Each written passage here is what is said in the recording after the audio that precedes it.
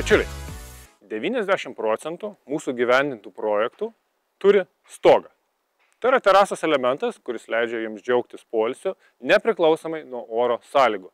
Kepina saulė, užėjo lietus, jums nemotais. Jūs sėdit ir geriat kavą nepriklausomai nuo to. Šiandien aš noriu pristatyti vieną iš mūsų gyvendintų projektų ir čia mes kaip stogą pasirinkom bioklimatinę pergolą.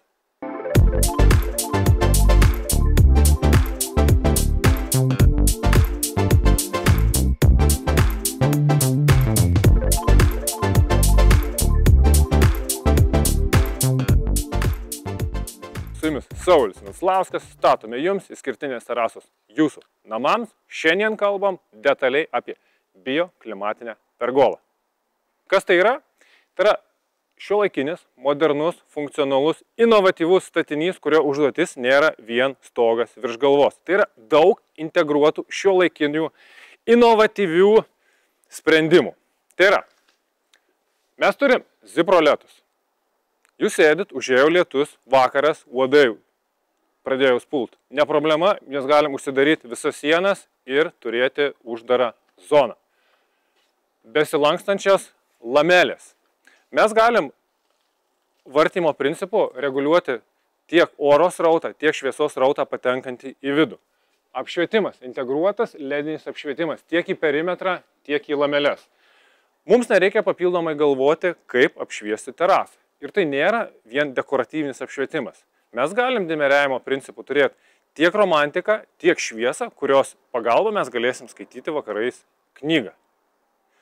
Toliau, visi integruoti elektros sprendimai, kurie yra paslėpti kolonose. Šiuo atveju, kaip mes matome, turit infraredinius šildytuvus, rozetės kolonose, lietaus nubėgimo sistemos kojose, jokių papildomų elementų. Plus, tai yra lietaus, vėjo davikliai tam, kad jūs dėl savo įsiblaškymo arba tiesiog išėjot, palikot pergolą, užėjo lietus, audra, dar kažkas, už jūs viską sutvarkys automatika. Uždarys lamelės, kad jūs neturėtumėt staigmenų.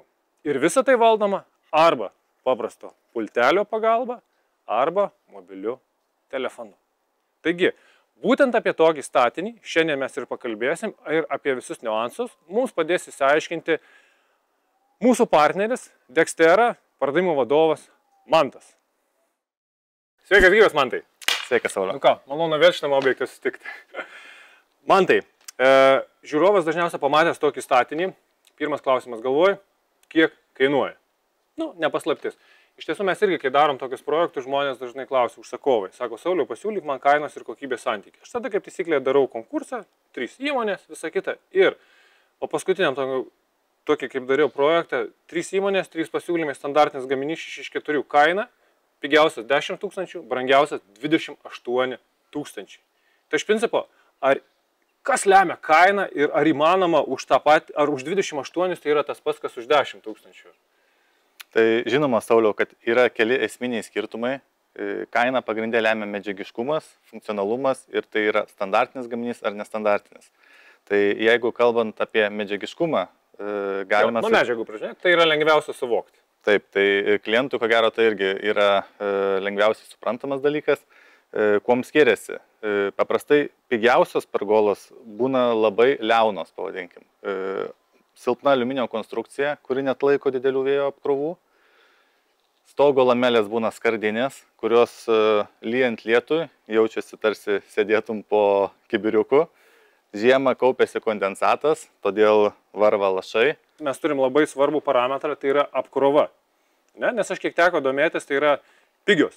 60-50 kg į kvadratą gali atlaikyti, premium klasė 260 net iki 300 kg. Tai reiškia, pigią pergolę pasirinkęs, žiemą aš turėsiu žiemoti su atviru stogu, ne? Tikrai taip. Ir jausiu, matysiu kiekvieną sniegą. Tikrai taip, tu visiškai teisus, Sauliau. Pasirinkus brangesnį variantą, nereikia sukti galvos dėl jokių oro sąlygų. Tai gali būti ir metras sniego sluoksnio virš pergolos, tikrai jai nieko nestiks. Mūsų partneriai Vokietijoje, kaip priklauso vokiečiams, testavo pergolą ant jos uždėdami automobilį, kurio svoris 1,5 tonos. Ir nuėmus mašiną, pergola puikiai funkcionuoja. jeigu aš noriu turėti žiemos sodą ir visą tai naudoti ir žiemos metu, tai reiškia, pigiausio varianto aš jau negaliu rinktis, arba jeigu renkuosi pigiausią variantą, aš neturiu žiemos sodą. Taip, tai iš esmės pigiausias variantas atspindi minimalius kliento poreikius. Galbūt suteikia kažkokį estetinį vaizdą, bet funkcionalumo pačio nesuteikia. Tai funkcionalumas, tvarumas, ilgamšiškumas yra aukojama. Tikrai taip. Tai jeigu pereisime prie funkcionalumo klausimo, kas toliau augina pergolos kainą, tai visi šoninio uždengimo sprendimai. Ar tai klientas norėtų stumdomų stiklų sistemos, ar kaip dabar labai madinga yra zip roletai, kurie iš esmės, kai užsidaro, tu per juos matai išorinę erdvę, todėl nesijauti apribotas erdvėje.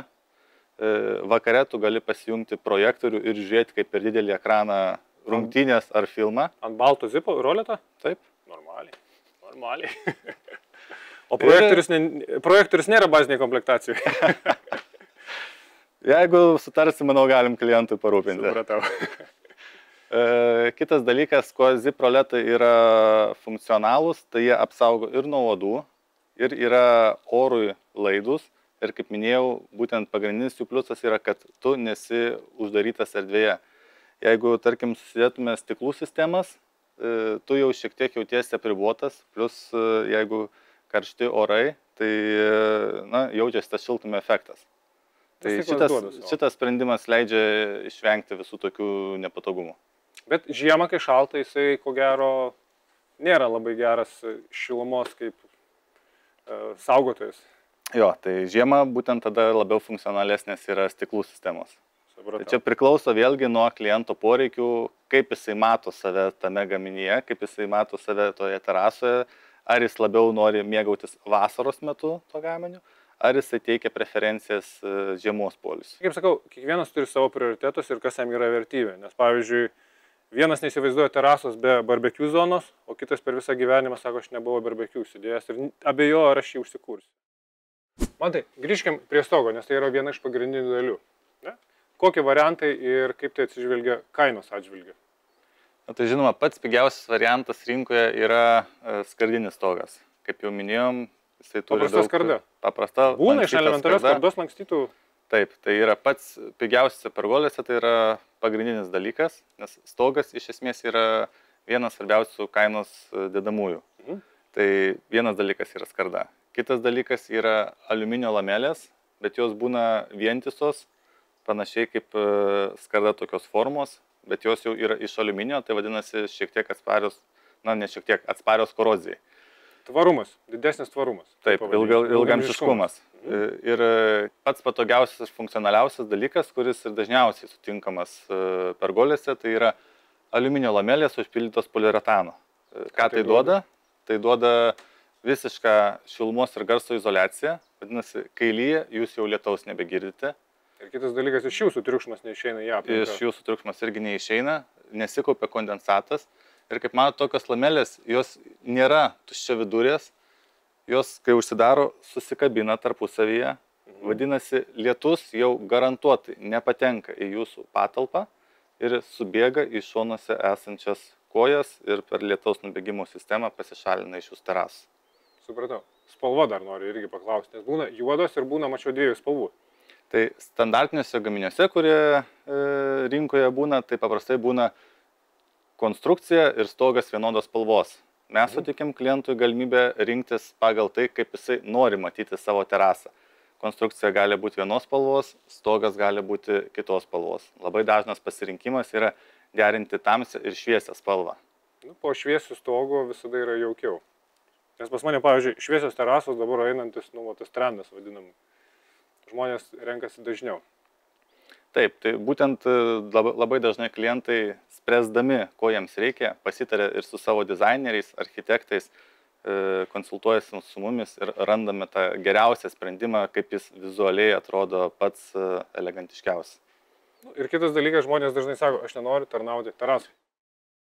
Man tai, šiame projekte mes turime tiesiog atsidarančią pergolą. Lamelės arba uždarytos, arba atidarytos. Kokių dar variantų yra? Na, suteikti klientui maksimalų komfortą galima ir su nuvažiuojančiu stogu. Tai yra lamelės ne tik atsidaro į vertikalę patį, bet jos ir suvažiuoja pasirinktą kryptimi. Tai vadinasi, jeigu sėdint terasoje, galima mėgautis atviru dangumi virš tavęs. Dar kitas variantas yra VPC, nuvažiuojant į dangą. Taip, tai PVC. Pas mane VPC. Taip, tai yra ir PVC audinio stogas, bet tai yra visiškai kitas pergolų tipas. Jos dažniausiai montuojamos jau su pasvirimu ir galima integruoti apšvietimą tuomet į audinio lamelės. Tai laikantieji skersiniai, kurie yra. Tai toksai stogas iš tikrųjų savo funkcionalumu nenusileidžia aliuminio stogui. Tiesiog tai yra kliento pasirinkimas, kokio gaminio jisai nori. Tai kitokio tipo stogas, taip apibendrinant. Supratau. Man tai vienas iš tų variantų yra apšvietimas funkcionalumo, taip? Taip, tai tikrai verta paminėti šitą dalyką, kadangi galima susidėti LED apšvietimą visų pergolės perimetrų. Kaip matote, čia LED apšvietimas yra gana intensyvus ir dimeriuojamas. Tai vadinasi, jisai atlieka ne tik dekoro funkciją, bet jisai atlieka realią funkciją apšviesdamas terasą. Klientui nebereikia galvoti apie papildomus apšvietimus terasoje ant sienų, jisai gali naudoti pergolės apšvietimą kaip pagrindinį terasą apšvietimą. O pergola gali būti bioklimatinė pergola be apšvietimo? Taip. Tai tokia opcija? Taip, tai jinai gali būti ir be apšvietimo, tai būtent apšvietimas yra kaip papildoma funkcija. Bet labai dažnai pasirenkama, nes suteikia tiek jaukumo, tiek praktiškumo. Kas labai dažnai pasitaiko rinkoje su LED apšvietimu, tai būna tiesiog labai plona LED apšvietimo juostelė ir būtent kaip kalbėjom pradžioj, tie pigesni pergolų variantai. Tai jinai atlieka tik tai dekoracijos funkciją. Jinai realiai terasos neapšviečia. Toks kontūrinis, romantika. Taip, tik romantikai sukurti. Ir blisko gero su labai mažu garantijos terminu. Taip. Vat grįžtant apie garantiją visus kitus dalykus. Pigus ir brangus premium segmento, ne? Aš turiu pergolą, pas mane atsirado gedimas. Kaip tokiu atveju? Ką aš turiu pigiam ir brangiam variantui? Tai būtent sprendimas yra visą gaminį kartu su montavimu pirkti iš vienų rankų. Mes dabar pastebim rinkui tendencijas, kuomet pardavėjas parduoda klientui tik tai gaminį ir nukreipia su kontaktais į kažkokius montuotojus. Tuomet, jeigu kažkas nutinka, klientui labai sunku surasti galus, kas čia visgi yra kaltas, ar tai pardavėjas, ar tai montuotojas. Realiai garantijos galimybės klientas netenka. Perkant viską iš oficialaus atstovo, tarkim iš mūsų įmonės, mes atliekame visą paslaugą ir suteikiam pilną garantiją. Tai kaip turbūt pats Sauliau esat susidūręs, kiekvienas projektas yra unikalus ir kiekvienas projektas turi iššūkių. Ir juos padaryti reikia ir žinių, ir kompetencijos. Mes visada klientui stengiamės suteikti maksimaliai gerą patirtį. Ir kitą kartą klientui pasiūlome net tokių sprendimų, apie kuriuos klientas iš pradžių negalvojo, bet po pokalbio su mumis nusprendė, kad tai yra būtinas dalykas jo terasoje. Čia kaip aš irgi sakau, ten, kur reikia prisukti lentą, manęs ten nebūna. Bet ten, kur reikia išgirsti klientą, jis aiškinti jo poreikis ir pasiūlyti sprendimą, ten jau yra mūsų daržas. Tai garantinių laikotarpių kažkokių niuansų turime labai retai. Dažnai važiuojame tiesiog prisikaupę latakose lapų, šiukšlių, klientas pats nenori rizikuoti valydamas, kreipiasi į mus, mes važiuojam, sutvarkom. Gerai, o gedimas, detalės, visi kiti dalykai, kas liečia po garantinį aptarnavimą? Tai čia būtent labai svarbu pasirinkti atstovą, kuris to gaminiu prekiauja jau daug metų. Tai nėra vienkartinis gaminys, kuris atvežamas tai dienai tiesiog pardavimui ir viskas. Mes atstovaujame gamintojus, kurie pergolas gamina 10, 20 ir 30 metų.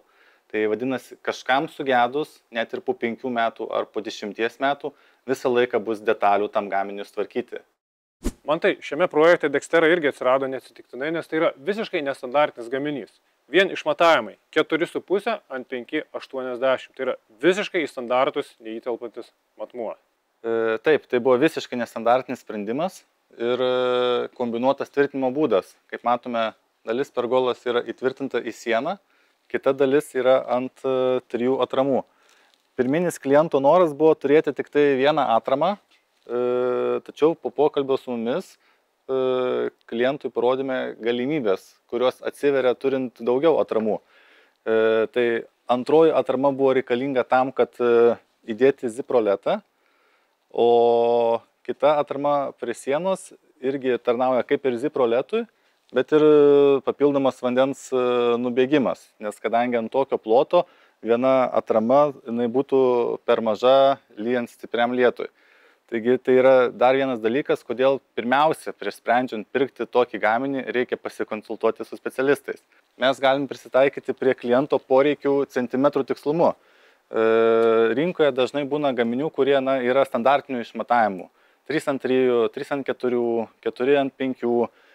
Tai tokiu atveju klientas jau perka gaminį ir jau turi taikytis, ar jam tinka tokie išmatavimai, ar netinka. Tai yra gaminys nebeprisitaiko prie kliento poreikių ir terasų.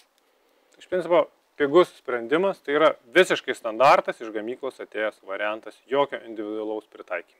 Taip, tai jau yra visiškai tai, ką siūlo tau pardavėjas. Vietos fantazijai nebėra. Mantai, aš pristačiau, kad bioklimatinė pergolė tai yra šiuolaikinis, inovatyvus, išmanus sprendimas jūsų namams. Ką šiuo klausimu galiu pasakyti? Taip, kad jau šiais laikais viską galima valdyti pulteliu, tai mes nieko nenustebinsim. Čia jau seniai nenustebinsim. Šiame objekte mes esam visas išmanės sistemas pajungę valdymui telefonu su appsu. Kliento pageidavimu netgi vidinės žuolaidas esam prijungę prie to paties appso. Tai vadinasi, klientas savo telefonu gali valdyti viso namo išmaniuosius sprendimus. Kitas dalykas, kliento pageidavimu sumontavome saulės vėjo daviklius. Tai vadinasi, pagal kliento preferencijas pergolė pati gali nustatyti, kada jai užsidaryti, atsidaryti, pagal tai, kad klientas kada nori to, kada nusistatęs tam tikrus parametrus. Nepaslaptis, kad prabangesnėse terasose būna sudėti ir brangesni baldai. Klientas nori juos apsaugoti nuo lietaus, galbūt išvažiavo kažkur, pamiršo uždaryti pergolę. Daviklis sureaguoja, uždaro pergolę, terasos turtas yra apsaugotas.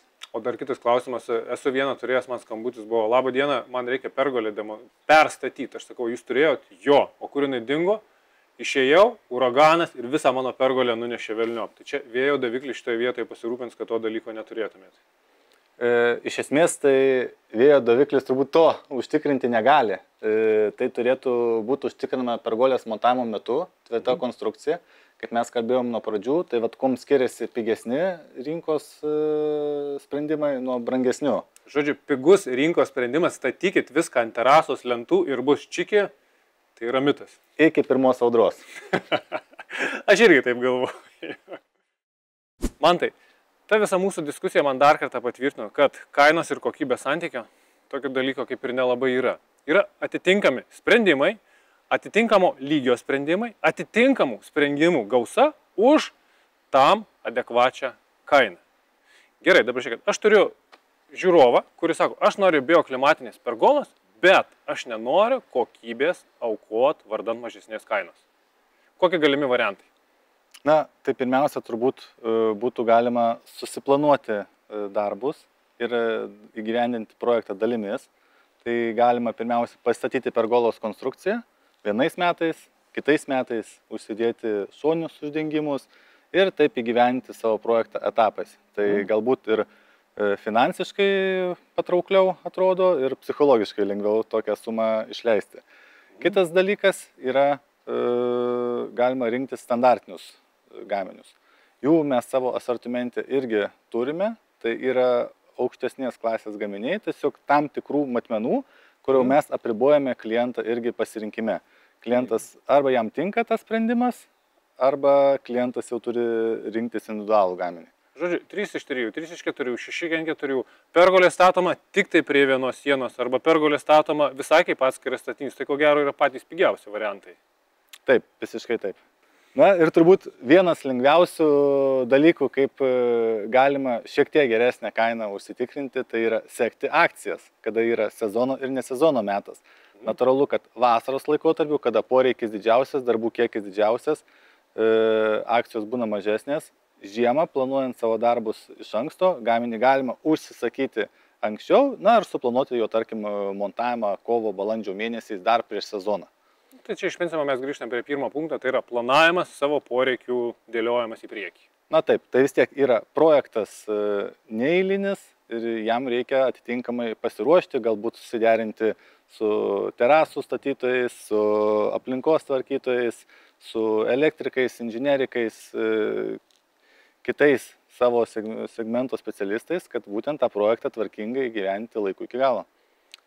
Aš kaip sakau, teisingi sprendimai nėra spontaniški sprendimai. Tai va, šitą linksmą gaidą man tai aš norėčiau ir pabaigti tavo žodžiais, kad kokybišką gerą gaminį galima turėti už tikrai gerą kainą, bet tai turi būti planavimas iš anksto. Visiškai pritariu. Gerai, ačiū tau, Mantai. Iki. Viso.